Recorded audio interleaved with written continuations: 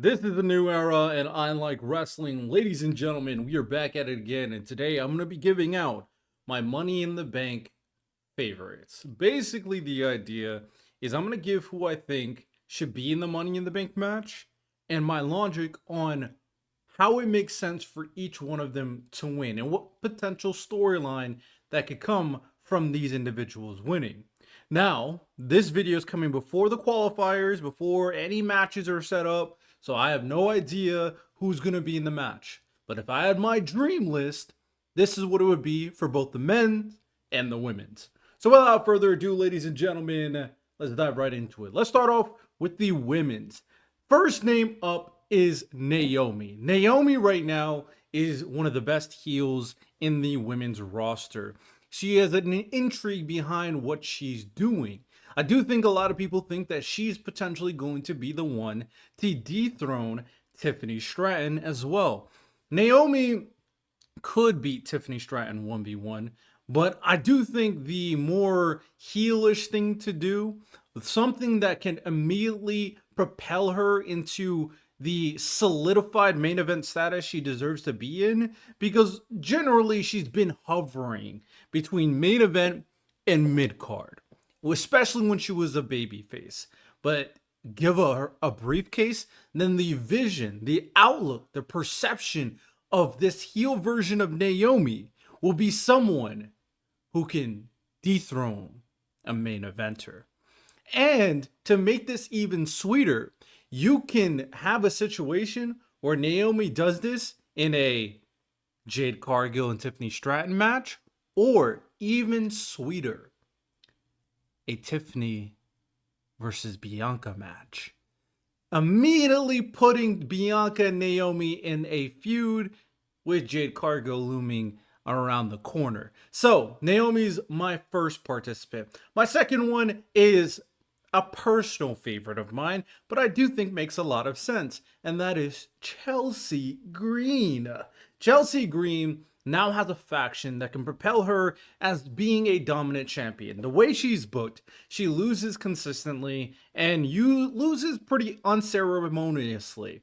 However, if you start booking her with kind of similar to The Miz, where the faction's a lot more dominant, a lot more sneaky, and she's already extremely entertaining, then this could be that heel that the main event hasn't had in a very long time. Yes, Roman had the bloodline saving him from every match, but you always felt like Roman was bigger than life when he was in these matches.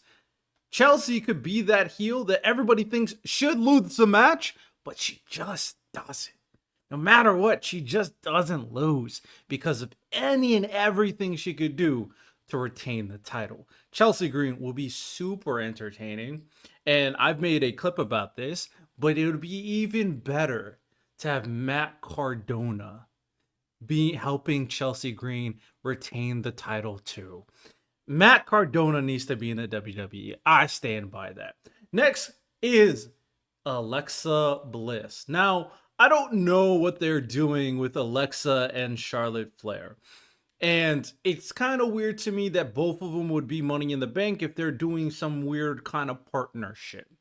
But imagine the situation where Alexa and Charlotte maybe work together and Charlotte actually helps someone else win that's not herself.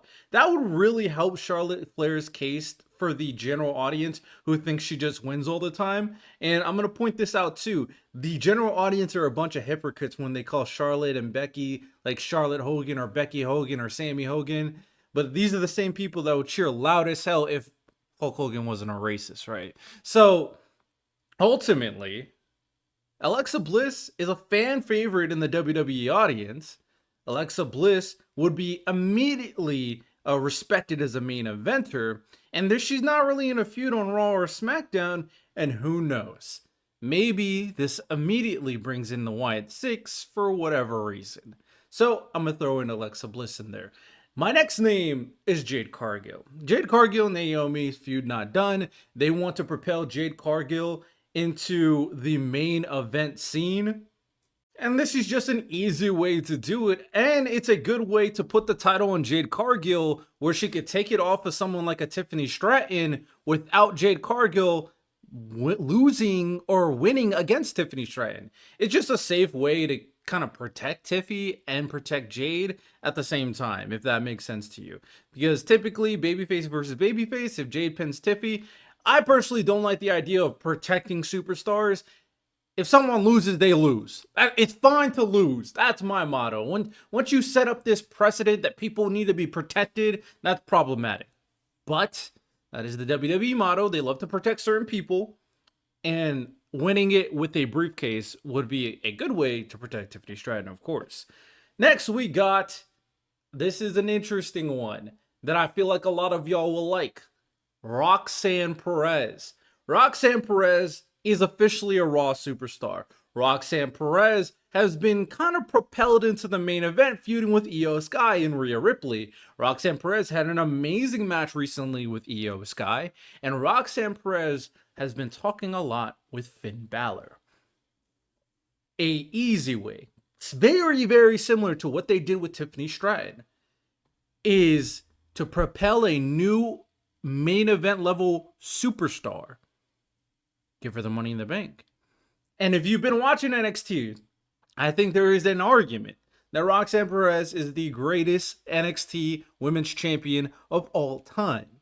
So, you got a certified superstar in Roxanne Perez, who's been already propelled in the main event scene. She was a final 2 at the Royal Rumble. She qualified for Elimination Chamber. It's very clear to everybody, and now she's doing something with Finn, that putting a briefcase on Roxanne Perez on the Prodigy would make a lot of sense.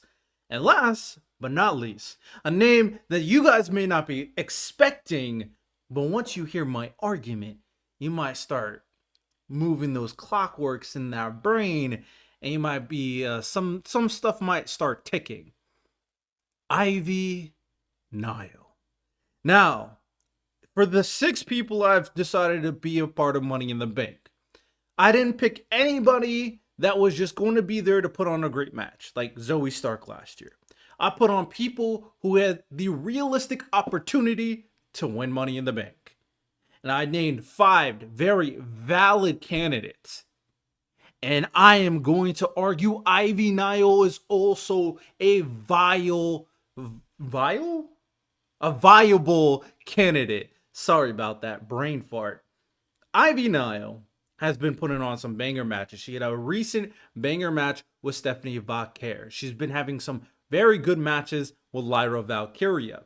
The faction that is American made is one of the most entertaining factions in the WWE right now. If you really want to solidify American made, you put gold on them. Now, if Seth Rollins' faction didn't exist, American made, in my opinion, should be the most dominant faction of the WWE. But Seth Rollins' faction does exist. And they're going to be a looming threat the entire time. With that said, Ivy Nile can still win titles. The tag team division with the Creed brothers can still win titles, and it'll still be good for this faction. Ivy Nile, this could be the official moment. Her promos have been getting better. She's been great in the ring. The faction has aura. There is a character. Champion? Now, you may want to put her in the mid card and make her a mid card champion first, but this is Money in the Bank. This is a perfect opportunity to create a new superstar. Roxanne, Jade, Naomi, Chelsea, Alexa are guaranteed superstar main eventers. Their trajectory is main event superstar. But you can create a new one with Ivy Nile. All right. So, with that said, that is my women's selection. Let's dive into my men's selection. I'll do all of this in one video so you guys don't have to wait for 2, and because I don't want to edit 2. So, all in one. You're welcome for the great content. All right, so men's Money in the Bank participants. This one is interesting, but I think I got some good ones. I'm going to start off with the banger right off rip. Seth frickin' Rollins. My thing is that Seth Rollins winning Money in the Bank, we already know the Heist of the Century is the greatest, one of the greatest cash-ins of all time. And my vision is that Seth Rollins doesn't need Money in the Bank to beat Jey Uso. So you could replace Seth with Braun Breaker and have him cash in on Jey. But I'm thinking a step further than that, ladies and gentlemen. I'm thinking of a certain legend. Some people call him the GOAT. Some people say that he's trying to ruin wrestling. If there's one individual that's whole moniker is to save the WWE, it only makes sense for Seth Rollins to cash in on John Cena. And to make it even better, for all of this to look as good as it possibly can, Seth Rollins cashes in on John Cena when he turns babyface. Chef's kiss. That one is a banger, ladies and gentlemen. Come on. Next name up, I have another banger for you. Randy Orton. Now, this is probably a name that you guys did not think about. But I'm telling you, Randy Orton winning Money in the Bank makes a lot of sense. Now, of course, he just got finished with his feud with John Cena. But a lot of us are not thinking that this is all it's going to be, right? A lot of us are probably predicting that later down the line, Randy wants a piece of John Cena again. But I'm going to throw a swerve at you. Because one potential idea for the future is that John Cena and Cody Rhodes are going to run it back. So, let's say John Cena and Cody Rhodes do run it back. Then, let's say Randy Orton decides to cash in. Let's say in that match, the expectation is that Randy Orton is going to punt and take out Cena to help Cody. But then a swerve happens. And Randy Orton takes out Cody Rhodes instead. Cinema, ladies and gentlemen. Then we get the feud we've all been waiting for. Randy Orton versus Cody Rhodes. Other than Roman and The Rock, that is the number one feud that's not related to Cena that everybody is waiting for.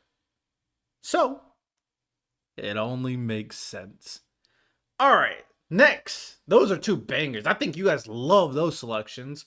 But let me give you some more. Next one up is LA Knight. Yeah, he is the perfect encapsulation of a person that is a budding main eventer. If you want to strap a battery in someone's back to officially stamp them as one of your main event level talent, you give LA Knight the Money in the Bank.